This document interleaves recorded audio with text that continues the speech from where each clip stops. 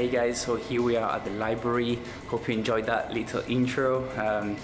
I want to do something a bit cooler and different than the other day in the life I did, which I'm gonna link here on the screen. And now we're gonna get into a room here at the library, and then we're gonna talk about how my day looks like at UCL. Nowadays, exam season. We're just a month away from the beginning of exams and 2 months from the end of exams, which is always good. And I'm gonna give you some tips how to make the best out of the exam season and get the best grades. For a lot of people been texting me that they wanna come at UCL, so that's gonna help you to get to UCL hopefully. Let's go. Ooh. So we got this room here all for ourselves. So we're gonna have a chat here now. And then yeah, today is a particular day because as I said in the other day in the life, it's London, so you're gonna find a lot of random things happening, I'll say, because there's a lot of events. So my friends from Italy are coming to see Drake performing in a few days. So today they're coming here to London, so I'm not gonna stay all day in the library like I would during exam season, but I'm gonna go back home because I'm waiting for them to get in, and I'm gonna finish studying there. But yeah, happens, it's fine. I still study at home. I don't really mind studying at home versus the library. The library is really useful because it's a group study, and that is tip number 1. So guys, it turned out that the other room was booked, so we had to come to this room. It's fine, it's the same thing. But before we get to all the exam tips I've developed over the years, if you're enjoying this video, please like and subscribe to the channel if you haven't already, for even better content in the future. And as I was saying, tip number 1 is make use of your friends or people that you know from your course, if you're at university or from high school, professors, whoever. I usually like studying in the library for exam season, not much for like group studying, but for the fact that because if you have a page, a paragraph, or an exercise that you're stuck on, you can ask friends, because often when I'm alone, it takes me like an hour or 2 to figure out one exercise, and literally all I did, it was one small mistake at the top of the page, or something that I really could not remember. I was 100% sure it was right, but it was not. But it was like really stupid mistakes, and that is gonna waste 2 hours of your time. It's gonna make you really stressed because you think you know nothing about the topic anymore, and overall it's not going to help you at all. So it's good to have someone next to you or around you where you can just go there, ask, they solve the problem in 10 minutes, here you go. Now you already knew the stuff, but this small mistake took 10 minutes to correct rather than 2 hours. So that's the first tip. Always have someone to help you out in case you need. So have a study group, let's say. Tip number 2 for me is to have a solid sleeping pattern. So for me, it's usually 11 to 7.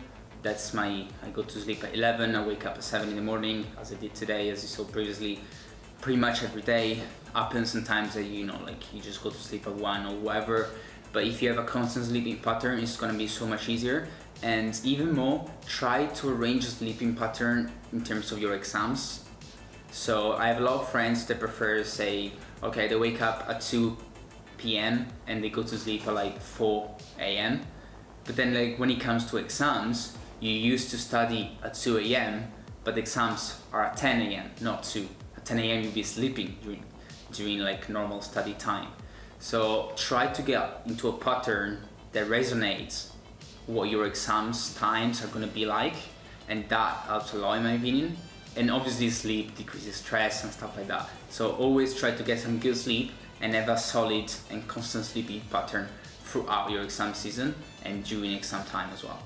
Number 3 is going to be get some exercise. I know it sounds weird. Why would you take 2 hours or an hour off your day to go to the gym? And I know it may sound biased because I'm a personal trainer, but exercising really helps to decrease your stress.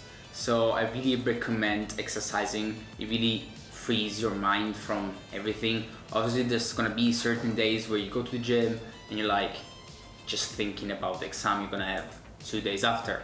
So obviously there you try not to do too many intense stuff. You try to just relax to maybe the exercise that you like rather than the one that you're supposed to decrease the intensity or whatever, but get some exercise, especially if it's outside, fresh air. Exam time usually is in May, at least for UCL. Nottingham University, for example, they have January and May as well. So January will be a bit more difficult to get some fresh air, but try to do that as much as possible and eat properly, because the micronutrients that you eat count a lot in terms of focus and the amount of times that you eat during the day as well. I'm not a fan of eating every 2-3 hours like bodybuilders tell you to do. However, during exam season, you don't want to have low sugar levels in your blood because obviously you need that sugar to get you focused. Another thing that really helped me over the years is to write down a schedule. So for example, I know that by next Thursday, it's gonna be the 4th of April, I'm gonna be done with my dissertation draft and I'm gonna send it out.